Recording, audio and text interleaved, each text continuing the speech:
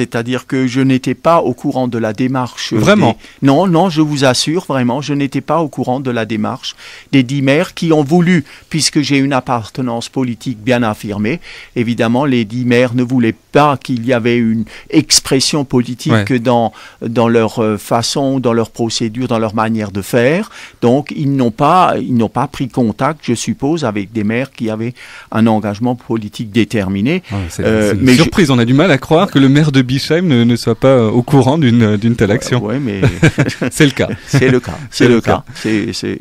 C'est comme ça. Alors vous ne l'avez jamais caché, hein. Vous êtes pour le grand contournement ouest. Oui, je suis pour le grand contournement, parce que je considère que premièrement, c'est une voie principale d'accès du nord au sud de l'ensemble de l'Europe. Hein. Je crois, on ne construit pas ici simplement un bout d'autoroute. Hein. Je crois, il faut se rendre compte on a un tracé qui nous mène du nord au sud de l'Europe. C'est un point essentiel pour le développement, pour l'économie, et c'est aussi, je crois, Strasbourg est la seule ville de France qui n'a pas cet axe principal qui permet évidemment d'assurer le développement futur. Ça, c'est un premier point qui me semble prioritaire par rapport à d'autres. Ensuite, deuxième point, il y a une contestation qui dit que le grand contournement n'apportera rien par rapport à la circulation locale ou disons